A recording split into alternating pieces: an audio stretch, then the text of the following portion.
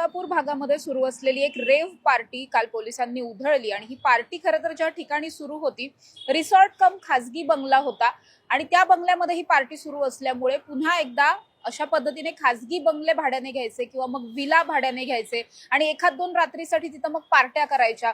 हे सगळं जे एक नवीन कल्चर जे सध्या रुळत असलेलं पाहायला मिळतंय पुण्याच्या आजूबाजूच्या भागांमध्ये, त्याचा मुद्दा पुन्हा एकदा ऐरणीवर आलेला पाहायला मिळतोय। गेल्या अनेक वर्षांपासून खरं तर हे सुरू आहे, नाही असं नाही, पण ते ठराविक भागांमध्ये होत होतं। आता मात्र ते कुठेही व्हायला लागलंय।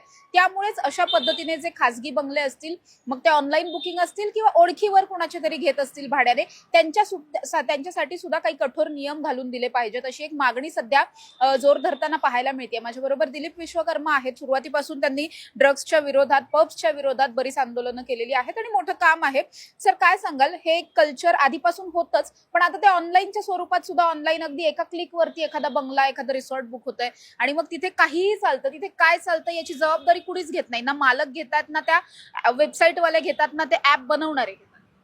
पुण्यातील लोणीगंज भागातील तुळापूर येथे जी काही रेव पार्टीचं आयोजन करण्यात आलं होतं, ते आयोजन या पुणे पोलिसांनी उधळून लावलं, त्याबद्दल पुणे पोलिसांचं मी अभिनंदनच करतो। पण ही संस्कृती जी पुणे शहरात जी उदयास येत आले, या संस्कृतीला कुठेतरी आपण आळा घालणं हे आज गरजेचं झालेलं आहे। तर सर्वात महत्त्वाचं म्हणजे ह्या रेव पार्ट्याचे आयोजन करणारी लोक कोण आहेत, तर माझं मत दे आर ऑल प्रोफेशनल, ते व्यावसायिक आहेत, त्यांचा व्यवसायच तो आहे। तर सगळ्यात महत्त्वाचं म्हणजे या रेव पार्टीसाठी जे बंगले उपलब्ध होतात त्या बंगल्यांच्या मालकांवर देखील कडक कारवाई करणे हे आज गरजेचे आहे। आज पुणे जिल्ह्यात आज लोणीगंज सारख्या भागात झाली, लोणावळा आणि खंडाळा सारख्या भागात तर हे रेग्युलर होत असतं, पण तिथे त्यांचे स्थानिक लोकांशी काही संबंध असले, लागेबांधे असल्यामुळे तिथे काही ते प्रकार उघडकीस येत नाही आणि तिथं पोलिसांची काही कारवाई देखील होत नाही। तर माझं म्हणणं असं आहे, पुणे पोलिसांनी अशा कारवाया जिथं जिथं केल्यात, तर या रेव पार्टीसाठी ज्या ज्या लोकांनी जे बंगले त्यांनी अवेलेबल करून दिलेले आहेत, तर त्या बंगल्या मालकांवर देखील कारवाई होऊन ते बंगले सील केले पाहिजेत, असं हे माझं प्रामाणिक मत आहे।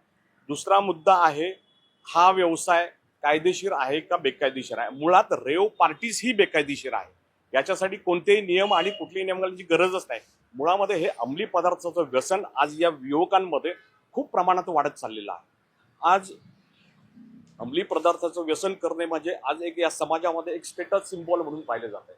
आज दारू पिणाऱ्या लोकांकडे एक तुच्छ नजरेने पाहिलं जातं आणि जे मादक पदार्थाचं सेवन केलं जातं त्यांच्याकडे जरा एक वेगळ्या नजरेने पाहिलं जातं। तर ही एक शोकांतिकाच आहे असं म्हणावं लागेल।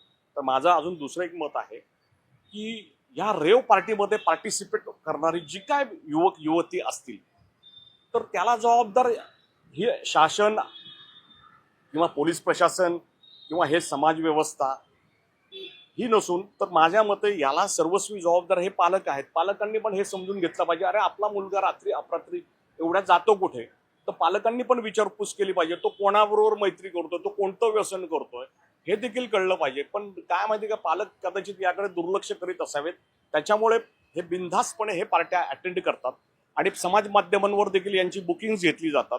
याच्यासाठी एक वेबसाईट्स तयार केलेल्या आहेत। तर माझं पुणे पोलिसांना नम्र आव्हान आहे की यांनी अशा समाज माध्यमांवर अशा प्रकारच्या ज्या काही वेबसाईट चालू आहेत त्या वेबसाईट त्वरित बंद करण्यासाठी प्रयत्न करावेत आणि अशा वेबसाईट ज्या चालवतात आणि याच्या माध्यमातून जे काही बुकिंग घेतात अशा लोकांवर देखील कारवाई करणे आज गरजेचं आहे असं मला तरी वाटतं, जेणेकरून पुणे शहराची अस्मिता, पुणे शहराची संस्कृती आज टिकून राहील। हा खरं तर हा पुणे शहराच्या अस्मितेचा आणि प्रतिष्ठेचा प्रश्न आहे असं मला तरी वाटतंय। सर, जेव्हा अशा पद्धतीनं ऑनलाईन विला वगैरे बुक करण्याची एक नवीन फॅड आलंय, यामध्ये बऱ्याचदा पाहायला मिळतं की किती लोक आहेत आणि किती दिवस राहणार आहेत इतकंच विचारलं जातं। या व्यतिरिक्त मेल फिमेलही विचारलं जात नाही, तिथे तुम्ही काय करणार आहात, काय तिथे आणखीन कुणी बाहेरून येणार आहे का वगैरे याविषयी कुठलं काहीही विचारलं जात नाही। अनेकदा अशा ठिकाणी महिलांवरती लैंगिक अत्याचाराचे प्रकार सुद्धा घडतात, ते सुद्धा मग परत बाहेर येत नाहीत, समोर येत नाहीत। एकतर खूप कुठेतरी आडवळणावरती वगैरे हे बंगले असतात, हे रिसॉर्ट वगैरे असतात, त्यामुळे मुळात तिथे चाललंय काय याची जबाबदारी घेणार कोण? मालक घेणार की पोलिसांनी घ्यावी की आणखीन कोणी घ्यावी? या सगळ्यासाठी एक नवीन नियमावली असायला पाहिजे असं वाटतं। नियमावली असेच मुळामध्ये एक तर कारणच नाही, कारण की हा व्यवसाय म्हणजे हा जो रेव पार्टीचा प्रकारच आहे ना, हा टोटल अनैतिकच आहे।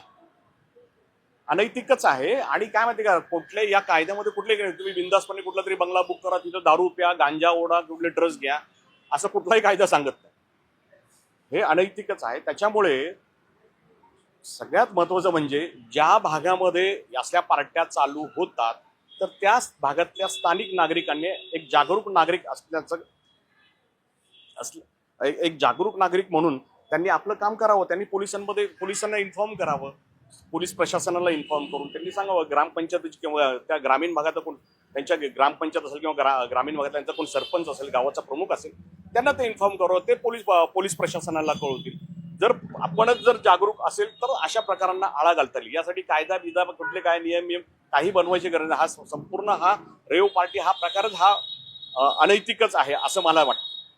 या व्यतिरिक्त आणखीन महत्वाचं, ही जी कालची पार्टी झाली, या कालच्या पार्टीचे जवळपास 5-6 दिवस आधीपासून सोशल मीडियावरती त्याचे पोस्टर्स व्हायरल होत होते, ज्याच्यामध्ये ऍड्रेस दिलेला नव्हता, कॉन्टॅक्ट नंबर नव्हता, इन्व्हाइट्स ओनली असं लिहिलेलं होतं. म्हणजे ज्यांना ते पोहोचायचे त्यांना ते पोहोचलेलं होतं, पण त्याचं प्रमोशन अशा पद्धतीनं केलं जात होतं की काही नवीन मुलांनी जर ते पाहिलं तर त्यांना पण एक्साइटमेंट होईल की हे बाबा काय आहे, कुठे आहे वगैरे. हे सगळं केलं जात आहे. पोलीस प्रशासन असेल, एक्साईज विभाग असेल, या सगळ्यांचं दुर्लक्ष होत आहे सोशल मीडियाकडे कुठेतरी असं वाटतं. माझं मत आहे आपले जे पोलीस खाते आहे, पोलीस प्रशासनाचं IT सेल असेल, त्यांनी कारवाई करावी ना. त्यांनी ते व्हेरीफाय करावं कसली पार्टी काय आहे. त्यांनी पण ते असल्या वेबसाईटवर त्यांनी पण आपला फोकस करणं गरजेचं आहे ना.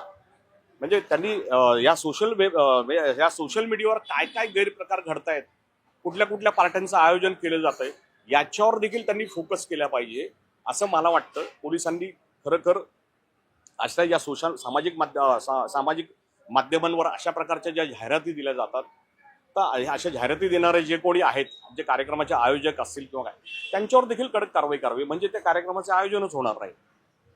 तर एक शेवटचा पण खूप महत्त्वाचा प्रश्न आहे, या पार्ट्यांचं आयोजन कुणी एकटी व्यक्ती करत नाही. आता इव्हेंट मॅनेजमेंट करणाऱ्या कंपन्या आलेल्या आहेत, मोठमोठ्या कंपन्या हे सगळं ऑर्गनाईज करतात. मग तिथं मद्य पुरवणं असेल किंवा अंमली पदार्थ पुरवणं असेल, या सुद्धा जबाबदाऱ्या अगदी छुप्या पद्धतीनं घेतल्या जातात आणि हे सगळं पोलिसांना ठाऊक नसतं अशातला भाग नाहीये. मग जाणून बुजून कुठेतरी दुर्लक्ष होत आहे असं वाटतं का? आणि या सगळ्या इव्हेंट मॅनेजमेंट कंपन्यांसाठी सुद्धा काहीतरी स्ट्रिक्ट ऍक्शन त्यांच्यावर घेतली गेली पाहिजे किंवा त्यांच्यावरती पण खबरदारी घेतली गेली पाहिजे का? हे काय नेमके इव्हेंट ऑर्गनाईज आणि तिथे काय चालतं? जरी इव्हेंट मॅनेजमेंट कंपन्या करत असतील, समजा या ठिकाणी ड्रिंक सर्व केलं जातं, तर त्यासाठी तुम्हाला एक तात्पुरता परवाना घ्यावा लागतो.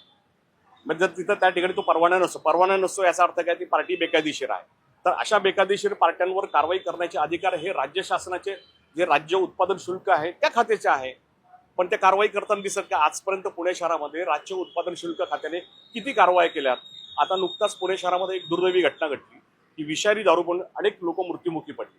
तर मला सांगा, आज गेल्या 5 ते 10 वर्षामध्ये राज्य उत्पादन शासनाने गावठी दारू तयार करणाऱ्या किती लोकांचे धंदे उद्ध्वस्त केले, किती भट्ट्या उद्ध्वस्त केला, ते त्यांनी सांगावं ना. तर माझं मत हे काय, कारण की हे सेंट्रल स्टेट एक्साईजवाले ना फक्त permit room, beer bar, pub इथंच फोकस करतात, पण अशा धंद्यांवर करत नाही. पण माझं म्हणणं असं आहे की राज्य उत्पादन शुल्क खात्याच्या लोकांनी अशा ज्या बेकायदेशीर पार्ट्यांचं आयोजन केलं जातं, अशा पार्ट्यांवरही त्यांनी फोकस केलं पाहिजे. आणि ज्या बेकायदेशीर अशा पार्ट्यांचे आयोजन केलं जाते, त्या पार्टी आयोजकांवर देखील गंभीर स्वरूपाचे त्यांनी ते गुन्हे दाखल केले पाहिजे असं माझं एक प्रामाणिक मत आहे.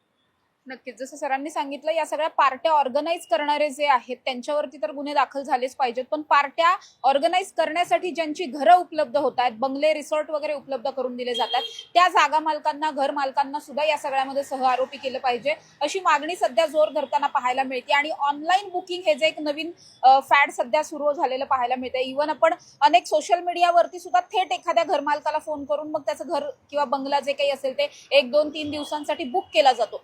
ही जी काही सिस्टीम आहे, या सिस्टीम मध्ये कुठेच नियमावली नाहीये किंवा कुणाचंच नियंत्रण या सगळ्यावरती नाहीये. त्यामुळे या सगळ्यावरती नियंत्रण सुद्धा राखलं गेलं पाहिजे, अशीच मागणी सध्या समोर येताना पाहायला मिळते. कॅमेरा पर्सन शिवाजी साळुंखेंसह समृद्धी जाधव, टॉप न्यूज मराठी, पुणे. तुमची car, electric panel, data server आगीपासून सुरक्षित आहे का? नाही? मग आजच बसवा F protect temperature activated fire suppression device. यामध्ये आहे eco friendly non toxic pressurised liquid, जे आग लागल्यास क्षणार्धात ऍक्टिव्हेट होऊन आगीवरती मिळवते नियंत्रण. बसवण्यास अतिशय सोपे आणि सुटसुटीत टेकालिपचे एक दर्जेदार उत्पादन एफ प्रोटेक्ट.